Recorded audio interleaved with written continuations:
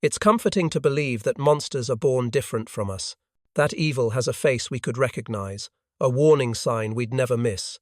But what if evil doesn't arrive in the form of a monster at all? What if it comes wearing an apron, smiling politely, speaking softly to his neighbors? This is not just the story of a murderer. It's the story of how a normal life can slowly, quietly, transform into something unrecognizable. And how, even in the shadow of such horror, truth and justice still find their way to the light.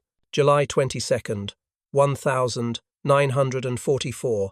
As Soviet soldiers advanced through eastern Poland, they expected another battle, gunfire, smoke, resistance. Instead, they stepped into a silence no war had ever prepared them for. Inside the barbed wire fences of Majdanek, they found piles of shoes belonging to children, mountains of human hair, and furnaces still warm with ash. The air itself carried the smell of death. Hardened men, who had survived years of combat, broke down and wept. Some vomited. Others simply stared, unable to understand what they were seeing. They had just become the first Allied soldiers to uncover a Nazi concentration camp still intact, still echoing with the voices of those who never walked out. The world would later learn what they discovered that day, that genocide wasn't chaos, it was a system, designed, built, and perfected by men who once held ordinary jobs, had families, and believed they were just doing their duty. Among those men was Erich Muhsfeldt, the chief executioner of Majdanek. Before the war, he baked bread for a living. By its end, he was feeding bodies to the same ovens where he once baked loaves. To the prisoners who survived, he wasn't just a murderer, he was the embodiment of cruelty made ordinary. In this episode, we'll uncover the path that led him from a quiet town in Germany to the gates of hell. We'll see how an entire generation was taught to replace empathy with obedience, how systems of power rewarded cruelty, and how a man who might have lived a simple life became a willing tool of annihilation. We'll also witness the reckoning that followed the moment when history finally turned its gaze back at him and demanded answers no one could justify. Because to understand men like Erich Muhsfeldt is to understand the machinery of evil itself, and, perhaps, how to recognize it when it begins again. Before the screams, before the smoke, there was only the smell of freshly baked bread, the warmth of a small kitchen in northern Germany. A young man named Erich, wiping flour from his hands, dreaming of opening his own bakery someday. He was, by all accounts, gentle, quiet, ordinary, but in 1933, something changed, the world around him began to twist. A new voice rose over the radio, promising greatness to the nation and purpose to the forgotten. And slowly, almost invisibly, the baker began to disappear, replaced by someone else entirely. Let's go back to where it all began, to the day when the smell of bread first mixed with the scent of smoke. Before the world knew him as a war criminal, Erich Muhsfeldt was simply a baker. He was born in 1913, in a small German town that smelled of rain and rye bread. His father worked as a carpenter, his mother stayed at home, and Erich spent his childhood surrounded by fields and quiet streets. He wasn't remarkable. He wasn't ambitious. He was just ordinary. At 17, he finished an apprenticeship at a local bakery. He was known for his patience, the kind of man who could wait for dough to rise without complaint. He married young, had a son, and spent his mornings kneading bread before the sun climbed over the rooftops. If you had met him then, you might have trusted him. You might have even liked him. But 1933 was not an ordinary year. When Adolf Hitler came to power, Germany was a country on its knees, humiliated by war, crushed by debt, hungry for hope. People wanted order, certainty, someone to tell them who was to blame. And the new regime offered exactly that. The baker from Neuruppin found himself listening to the radio speeches like everyone else, at first out of curiosity, then out of conviction. He joined the Sturmabteilung, the brown shirts. In the same year, Hitler became chancellor. To him, it was not an act of hate. It was an act of belonging. The uniform gave him something the bakery never could, a sense of purpose. Marching in formation, hearing his boots echo on cobblestones, he no longer felt small. In those moments, he was part of something larger than himself. And that's how it began, not with violence, but with pride. By 1937, Erich transferred to the SS, the elite corps of Hitler's state. He learned discipline, obedience, and the idea that mercy was weakness. The bakery apron became a black uniform. The smell of flour was replaced by the scent of polished leather and smoke. Somewhere along the way, the man who once shaped bread began shaping death. It's easy now to wonder how he could have changed so completely. But history rarely transforms people overnight. It seduces them one small step at a time. A little compromise here, a small silence there, until one morning they wake up and realize they've crossed a line they can't return from. Across Germany, thousands of ordinary men followed the same path. Farmers became guards. Teachers became informants. Railway clerks scheduled trains to Auschwitz with the same precision they once used to plan commuter routes. They didn't see themselves as murderers, only as workers, following orders, keeping their jobs. That was the genius of the system. It made evil look like duty. Erich Muhsfeldt wasn't born cruel. He was taught to obey, to value loyalty over compassion, and to fear standing alone.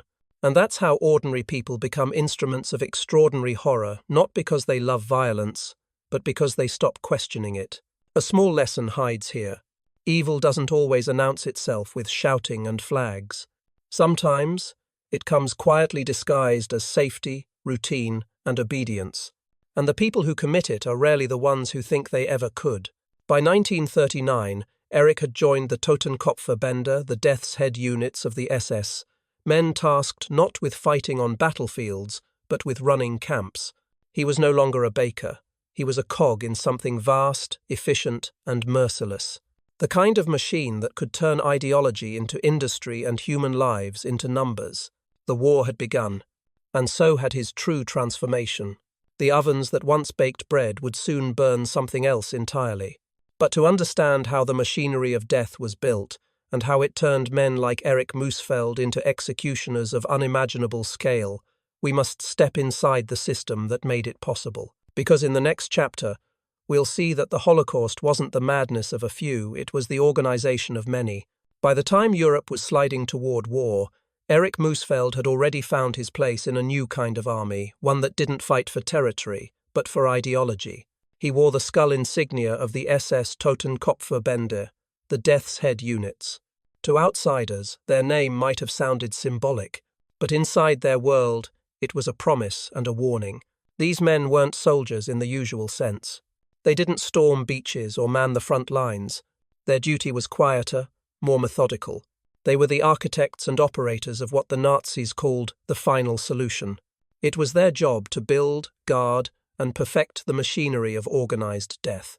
For newcomers like Muhsfeldt, the SS training program was both terrifying and seductive. Recruits were taught that compassion was treason, that mercy weakened the state. They marched in freezing rain for hours, punished for showing exhaustion. They were told that Jews, Poles, Roma, anyone deemed subhuman, were not people at all, but problems to be solved. And each time they obeyed without question, each time they ignored their conscience, something inside them grew quieter. Obedience became easier, indifference became habit, and cruelty, eventually, became normal. At first, Muhsfeldt's job seemed administrative. He supervised labor groups, counted prisoners, kept records. To him, it felt almost bureaucratic, a strange echo of his old life as a baker, where every loaf had to be weighed, counted, and recorded. Only now, the numbers represented lives, and the efficiency that once made him a good worker made him a deadly one. The SS had built something unprecedented, an entire system where murder was broken into small, manageable tasks. One man guarded the gate. Another handled transportation. A third managed inventory, clothes, hair, teeth, gold. Each believed he was simply doing his part. No one had to see the full picture to keep it working. That was the genius of the machine. It didn't need monsters, just obedient men. In the archives that survived the war, historians later found documents stamped with precision. Arrival, 1,200 prisoners. Labor, 640. Deceased, 560. No emotion, no names. Just numbers typed on paper, signed by men like Muhsfeldt. If you read those reports, you wouldn't see screams, or smoke, or pain. You'd see the quiet language of efficiency, the same language corporations use to track shipments. the same language governments use to manage populations. And that's what makes it so chilling. During this period, Muhsfeldt began to rise through the ranks. He was efficient, reliable, unquestioning, qualities any employer might praise, except his employer was the SS. He didn't kill because he enjoyed it. He killed because it was expected. Because in a system where obedience was virtue, questioning became the greatest sin. Some guards, the rare few, broke down or tried to transfer out. Others convinced themselves the prisoners deserved it. But for most like Muhsfeldt, it was easier not to think about it at all. It was easier to focus on the paperwork, the routine, the ritual of salutes and roll calls. The machine thrived on that silence. And here lies the quiet danger. Evil doesn't always need hatred to survive. Sometimes it only needs order. It hides behind routines, meetings, titles, uniforms, and once it's disguised as duty, it can spread faster than anyone realizes. The men who built that machinery weren't lunatics or sadists. They were, in many ways, ordinary workers doing extraordinary harm. And Erich Muhsfeldt was one of its most efficient cogs. By 1940, the system was fully operational. The SS had designed camps across occupied Poland, each with its own purpose. Auschwitz for labor and extermination, Treblinka for annihilation, Majdanek for both. The trains ran on time. The records were flawless. It was bureaucracy weaponized against life itself. When Muhsfeldt was assigned to Auschwitz later that year, it was considered a promotion. He would finally see the machine he had helped build, not on paper, but in motion. There, he would learn to turn obedience into efficiency, and efficiency into death. In the next chapter, we'll step inside that place, not to sensationalize, but to understand how men like Muhsfeldt perfected the art of dehumanization. Because in Auschwitz, evil was not improvised. It was organized, and Erich Muhsfeldt would become one of its most devoted students. When Erich Muhsfeldt first stepped through the gates of Auschwitz in August 1940, he entered a world built to erase everything human, including the humanity of those who worked there. The camp stretched endlessly across the Polish countryside, rows of barbed wire, watchtowers, chimneys breathing black smoke into grey skies. Even for the guards, the air felt heavy, poisoned by something unseen. Auschwitz was not chaos. It was order. Every movement, every breath of life and death was part of a system. Prisoners marched in lines, ate at set hours, slept on command, died on schedule. And Muhsfeldt, meticulous, disciplined, obedient, fit perfectly into that rhythm. At first, his duties seemed technical. He was placed in charge of prisoner work details, organizing who went to the factories, who stayed in the quarry, who was unfit to labor. It was a job that required no emotion, only efficiency. He kept records, counted heads. He didn't swing the whip often, he didn't need to. His authority came from silence, not rage. But every choice he made carried invisible consequences. Every mark on his clipboard meant a body sent closer to death. And each day, he learned that looking away was easier than looking back. That's how it happens, not in a moment of madness, but in a slow surrender of conscience. In Auschwitz, brutality was currency. The more ruthless a guard appeared, the faster he rose. Kindness was punished. Doubt was weakness. And so Muhsfeldt adapted. He learned to deliver orders without blinking, to watch men collapse without intervening. He became fluent in the language of cruelty not because he loved it, but because it became the only language spoken. Survivors would later describe guards like him as machine men, moving with mechanical precision, unfeeling, expressionless. But the truth is more complicated. They were not machines. They were men who had learned how to turn off the part of themselves that could feel. In one report, Muhsfeldt was praised for efficiency in managing prisoner work operations. To his superiors, that meant fewer delays, cleaner numbers, smoother processes. But to the prisoners, it meant something else entirely, more suffering, less chance to live another day. He wasn't yet the sadistic figure he would later become at Majdanek. At Auschwitz, he was still learning how a camp runs, how death can be measured like production output, how to obey without thought.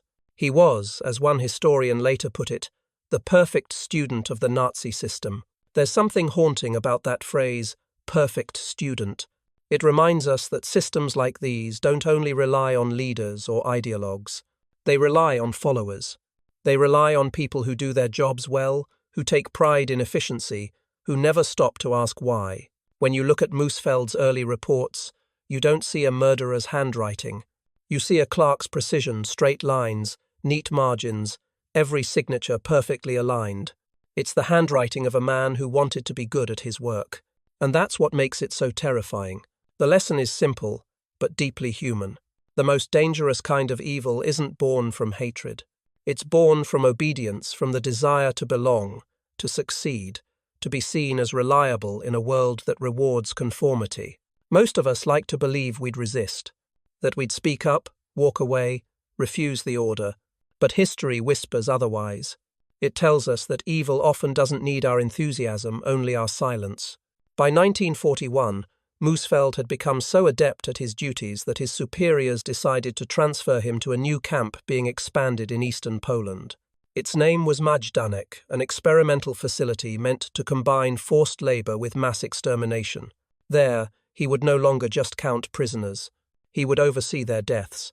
For the Nazi hierarchy, it was a promotion.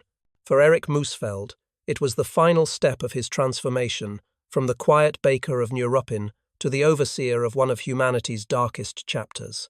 The smoke of Auschwitz would soon be replaced by something even worse: silence.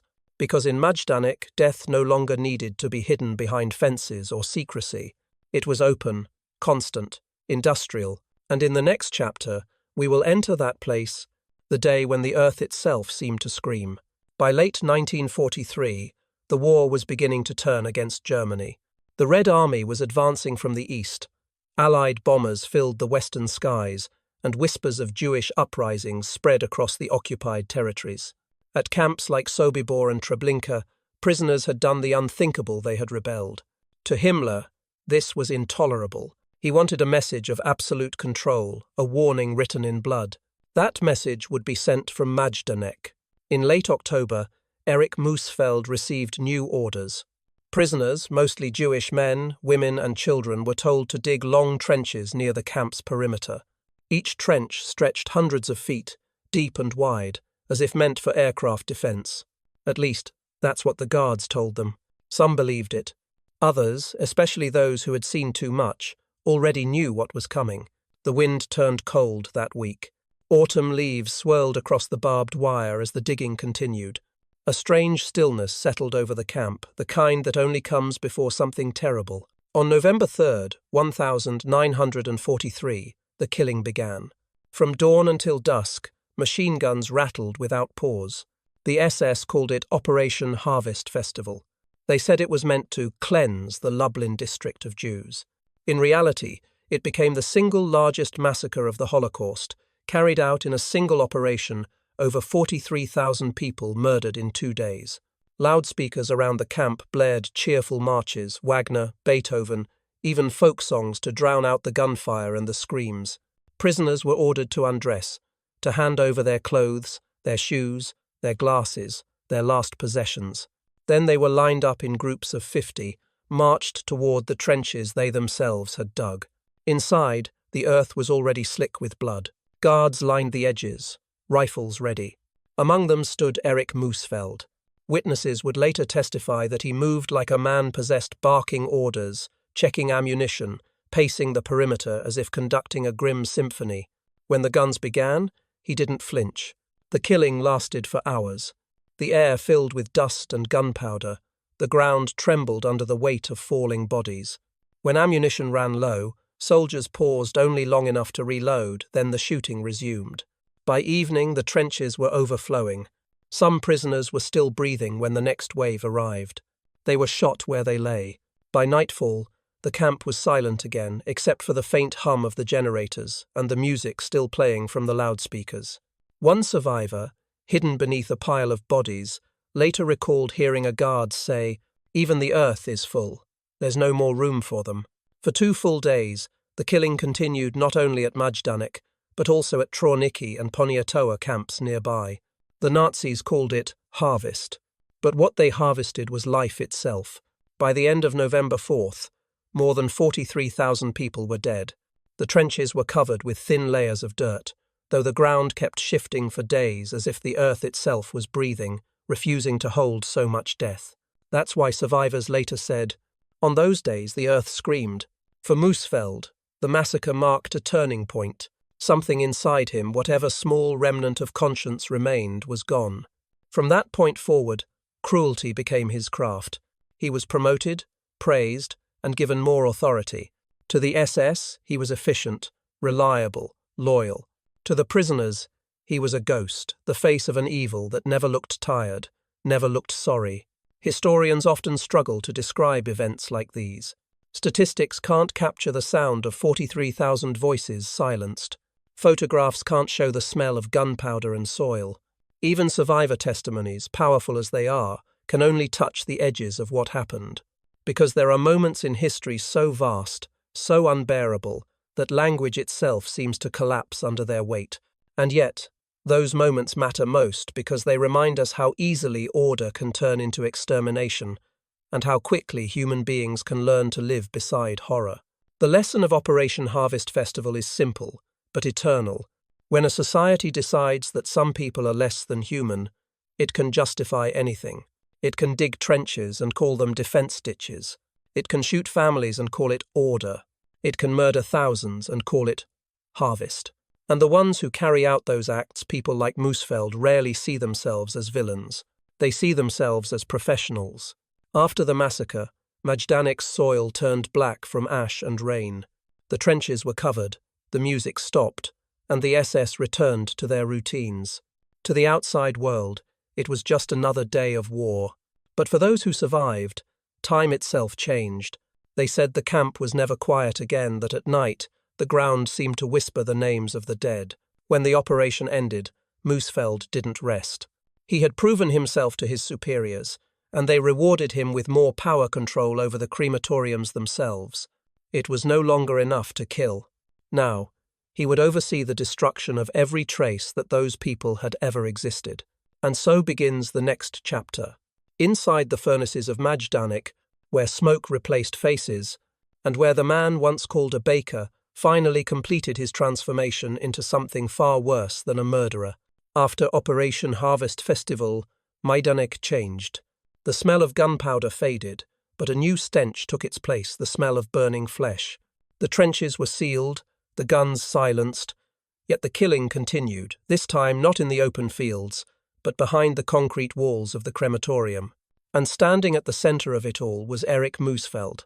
He was now in charge of crematorium operations, the cold, mechanical heart of the camp. Every day, he oversaw the arrival of bodies from the gas chambers, the loading of corpses onto metal trolleys, and the constant feeding of flames that devoured human remains. The ovens never rested. They roared like living creatures, consuming hundreds every day. To his superiors, Muhsfeldt was the model officer, efficient, precise, emotionally detached. To the prisoners forced to work under him, he was something else entirely, a man who seemed to take pleasure in destruction. Survivor testimonies paint a portrait not of sudden madness, but of ritualized cruelty. They say he would walk through the crematorium humming softly, sometimes a lullaby, sometimes a military march. He carried a polished leather whip, not for control, but for comfort, as if holding it reminded him of his power. He would stop beside the ovens, stare into the flames, and whisper things no one wanted to hear. One prisoner recalled how Muhsfeldt would choose people at random, whispering, "You're next," not to threaten but to enjoy their fear. Another remembered him laughing after striking a man so hard his teeth shattered. He wasn't angry, the witness said. He was entertained. But the most haunting stories come from the Sonderkommando, Jewish prisoners forced to work inside the crematorium. They said Muhsfeldt sometimes ordered executions inside the furnaces themselves. One young woman, realizing she had been selected for gassing, begged for mercy. When she tried to scratch his face in desperation, he smiled and said quietly, "You'll burn alive for that." And she did. It wasn't rage. It was something far colder, a man completely at peace with his own inhumanity. Historians would later debate what drove such behavior. Was it ideology, habit, sadism? The truth may lie somewhere in between. For Muhsfeldt, violence had become routine. Every command followed without question. every death processed without emotion. And once empathy dies, cruelty becomes effortless. He was no longer the baker, or even the soldier. He was the caretaker of oblivion. His job was not only to kill, but to erase, to make sure no trace of the victims remained. Among the few surviving medical staff was Dr. Miklos Nyszly, a Hungarian Jewish physician forced to serve under SS doctors at Auschwitz and later witness operations at Majdanek. He recalled men like Muhsfeldt as perfectly polite devils.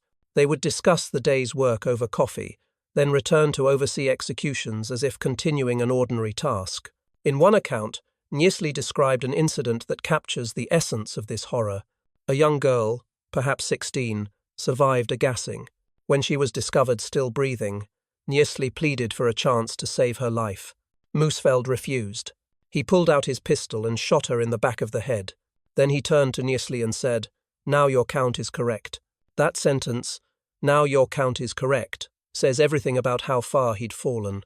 The value of a life had become nothing more than a number on a list. Yet even in that darkness, small flickers of humanity appeared not from Muhsfeldt, but from the prisoners he tried to destroy. Some would whisper prayers while cleaning the ovens.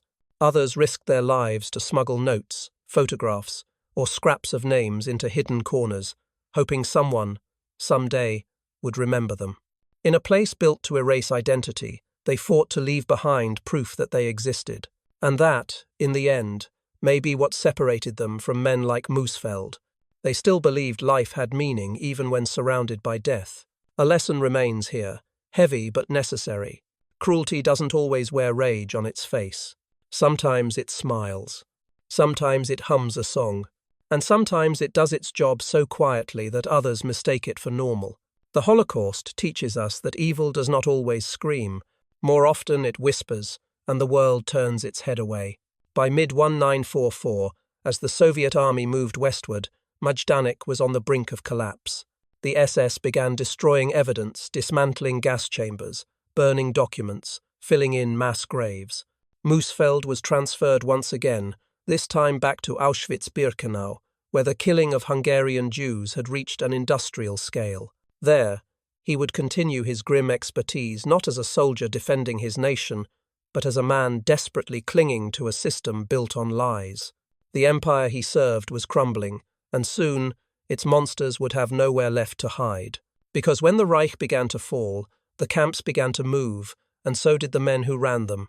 For Muhsfeldt, the fire that once symbolized control was about to consume everything he believed in. And in the next chapter, we'll follow that descent, from the burning chimneys of Auschwitz to the collapsing front lines of a dying empire. By the summer of 1944, the empire that once promised 1,000 years was crumbling in less than 12. From the east, the Red Army advanced like a tide that would not retreat. From the west, American and British bombers darkened the skies over Germany's cities. And deep inside occupied Poland, the once proud machinery of death began to break apart, not out of mercy, but out of fear. At Majdanek, smoke still rose from the crematorium, but the guards were packing up files, dismantling gas chambers, and burying evidence. Orders came from Berlin: destroy everything, leave nothing for the enemy to find. But the Soviets were too fast. By July 22, 1944, they reached Lublin, and what they found shocked even battle-hardened soldiers. They walked through gates still warm with ashes, through barracks filled with shoes, hair, and bones. Majdanek became the first concentration camp liberated by Allied forces.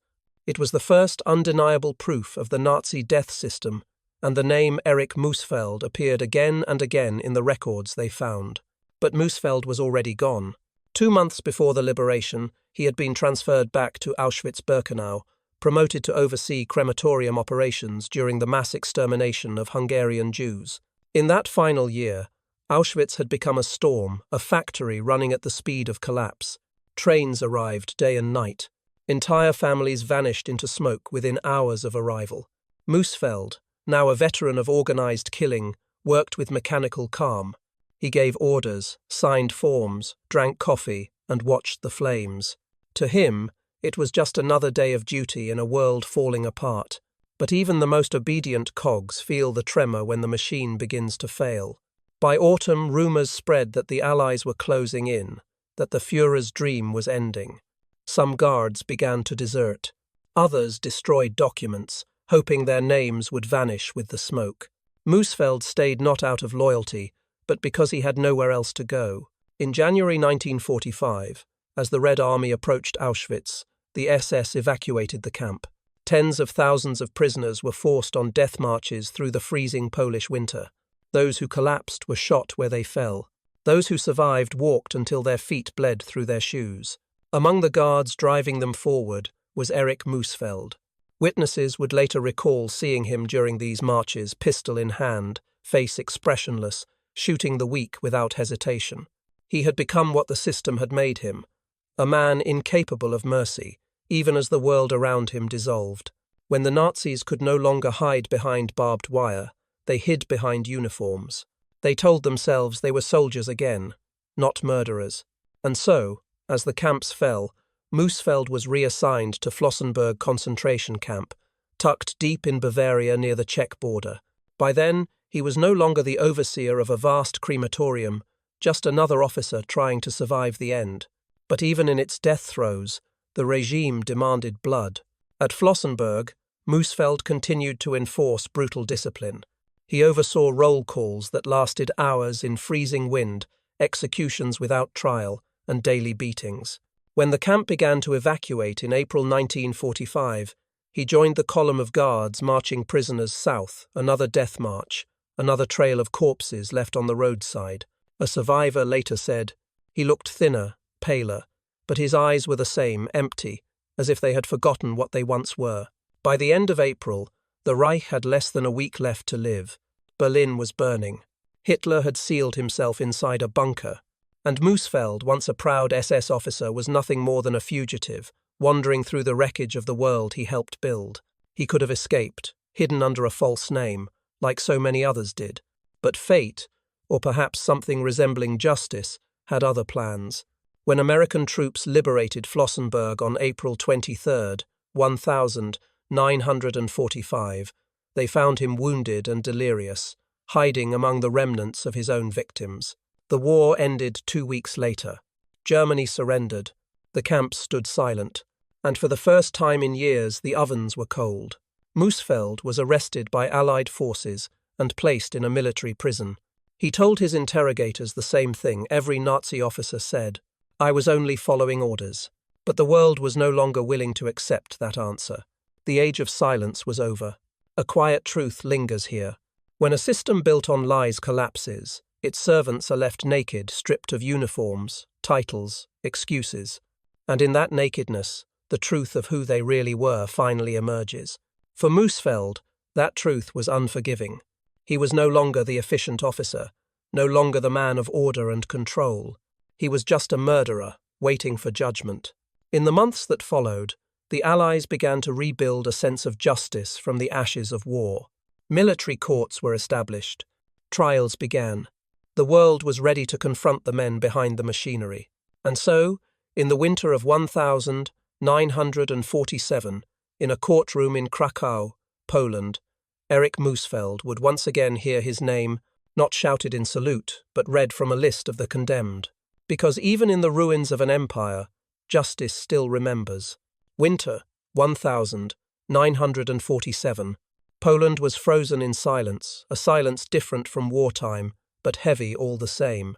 In a courthouse in Kraków, the walls still carried the scars of occupation. Bullet holes patched with plaster, windows fogged by the breath of history. Inside, the Supreme National Tribunal prepared to deliver justice, not vengeance, but something far deeper: recognition. The defendant stood among other former SS men from Auschwitz and Majdanek. His name, Erich Muhsfeldt. Age, 34. Occupation, former camp official. He looked smaller now, thinner, pale, his once polished boots scuffed, his hands trembling as he tried to keep them still. The courtroom was full survivors, journalists, foreign observers, and the Polish citizens who had lived in the shadow of the camps. Some wept quietly, others sat in stony silence. No one applauded, no one shouted. Justice here did not need noise. When the proceedings began, Muhsfeldt listened as translators read witness testimonies one after another, each like a hammer striking the same truth. A Jewish survivor from Lublin described the trenches of November 1943. A Polish prisoner spoke of beatings, hangings, the smell of burning bodies. A woman recalled the face of her sister as Muhsfeldt ordered her to the furnace. The words were simple. They didn't dramatize. They didn't accuse. They just told what had happened. And that was enough.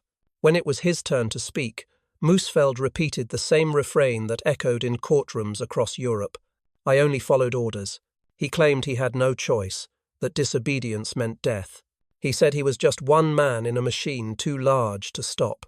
He said he never killed anyone with his own hands, though the witnesses, and history itself, said otherwise. The prosecutor, a man who had lost his entire family at Majdanek, answered calmly, "You did not have to pull the trigger to kill.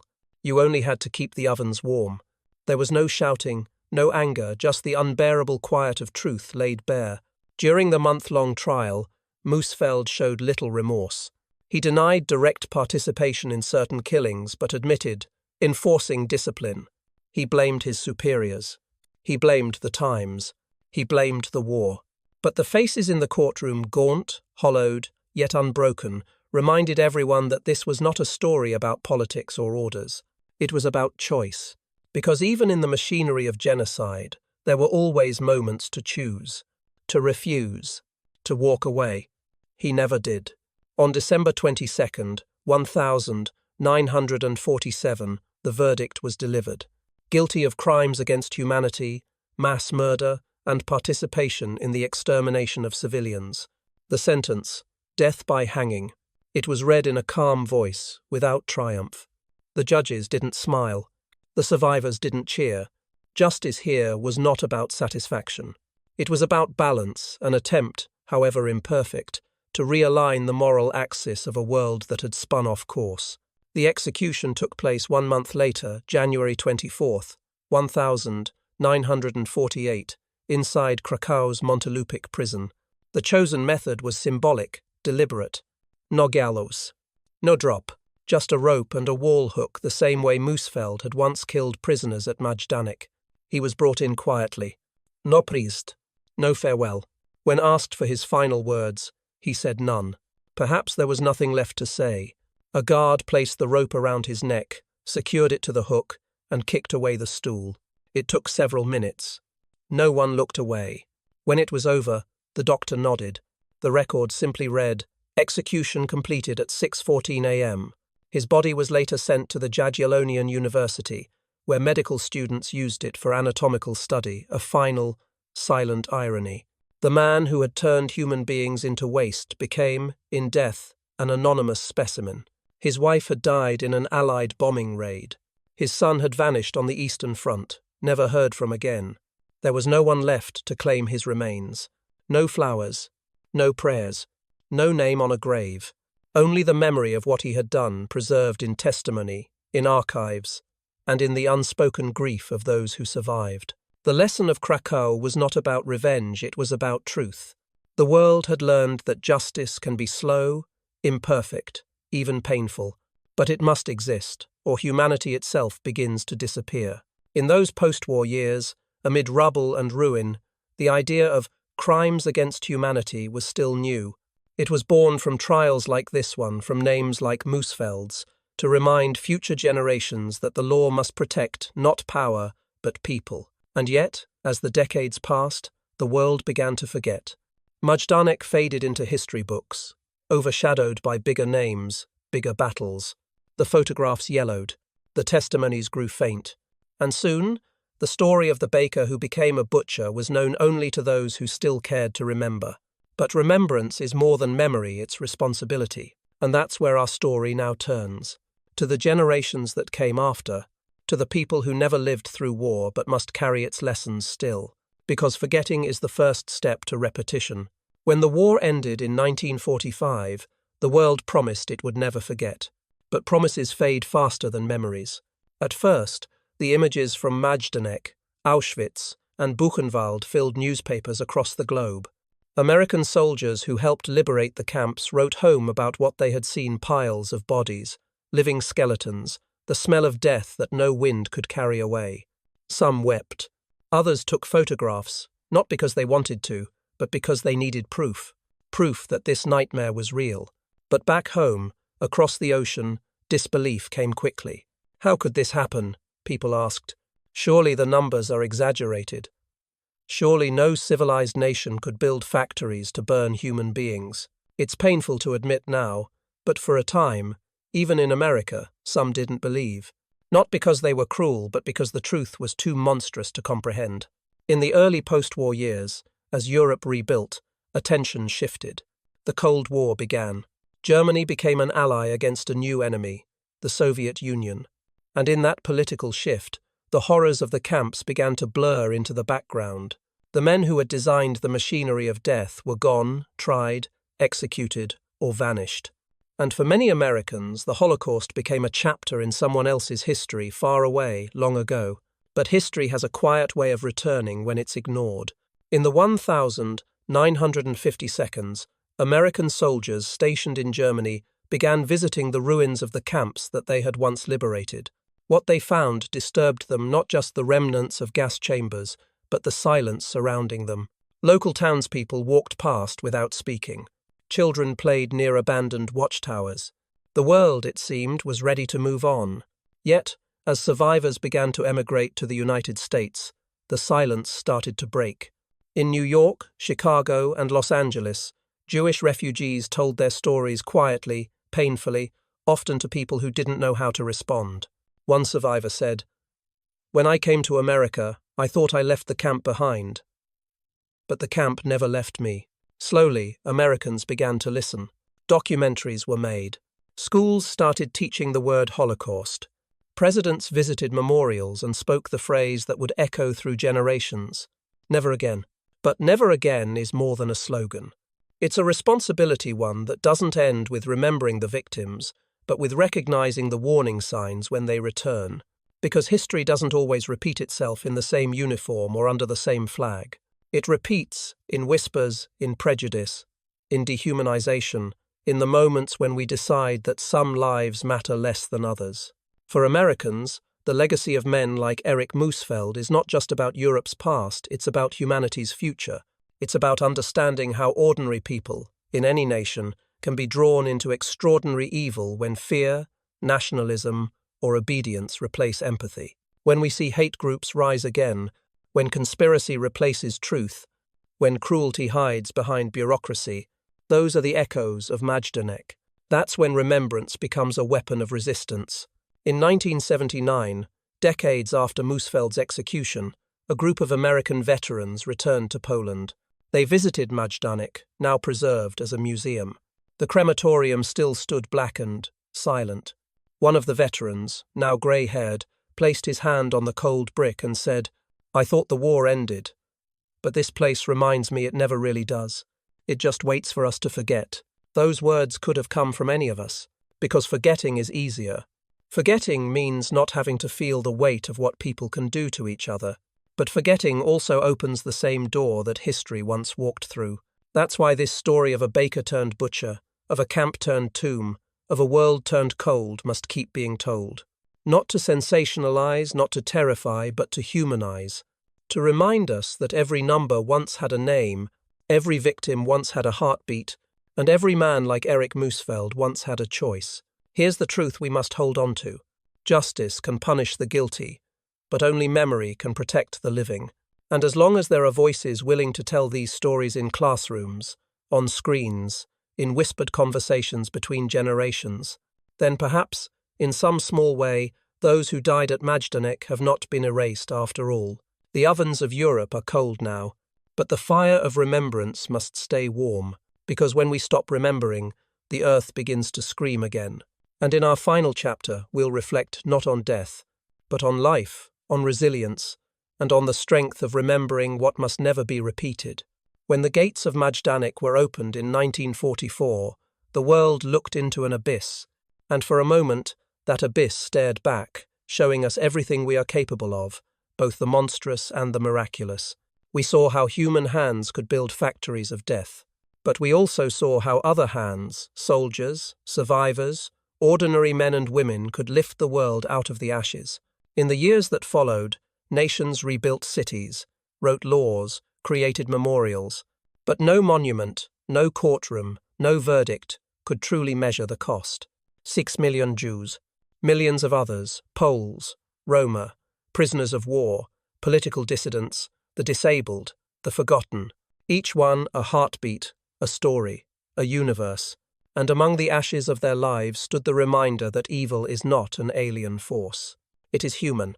It begins with words, with silence, with small decisions that seem harmless at first until one day they aren't. Today, the ruins of Majdanek still stand. Visitors walk quietly among the barracks, past rusted barbed wire and silent watchtowers. The crematorium has been preserved, blackened by fire, hollow and still, and inside a massive concrete dome nearby lies a single mound of grey dust, ashes collected from the campgrounds after liberation. Mixed within them are the remains of tens of thousands of men, women, and children. Above the mound, carved in stone, are just 4 words. Let our fate be a warning. Every year, people from around the world come to read those words. Students, veterans, families, strangers who will never know the names of those they mourn. They stand in silence. And for a few moments, the world becomes still again. It's easy, in our age of screens and headlines, to think of history as something distant, something already settled. But memory doesn't belong to the past. It belongs to the living. Because every time someone says, "It wasn't that bad," or "That was long ago," or "It could never happen again," the echo of those words travels backward through time, to the trenches of Majdanek, to the smoke of Auschwitz, to the silence that let it all happen. Remembrance is not about guilt. It's about responsibility. It asks us not to hate, but to notice when people are being dehumanized, when cruelty becomes policy, when apathy becomes easier than action. It asks us to remember that Erich Muhsfeldt wasn't born a monster. He was made one by fear, by obedience, by the belief that following orders was safer than asking questions. And if evil can be taught, then so can compassion. If hatred can be organized, then so can courage. Somewhere in Poland, a wildflower grows between the cracks of an old crematorium floor. No one planted it. It found a way, a small act of defiance against a place built to erase life. That flower, fragile and silent, is the truest monument we have, because it reminds us that even in the darkest soil, life still insists on blooming. The human cost of forgetting is not measured in numbers, it's measured in the lessons we fail to learn. When prejudice finds a new voice, when truth becomes optional, when empathy is dismissed as weakness, that's when the ghosts of the past begin to whisper again. But we have the power to answer them. By teaching, by listening, by refusing to let the world grow numb. Every story told, every name remembered, every lesson carried forward, is an act of resistance against oblivion. And that, in the end, is what this story is really about. Not Erich Muhsfeldt, not even Majdanek, but us, the people left behind, holding history in our hands, deciding what to do with it, to look away or to look closer, to forget or to remember. Because remembrance is not about the past. It's about protecting our future.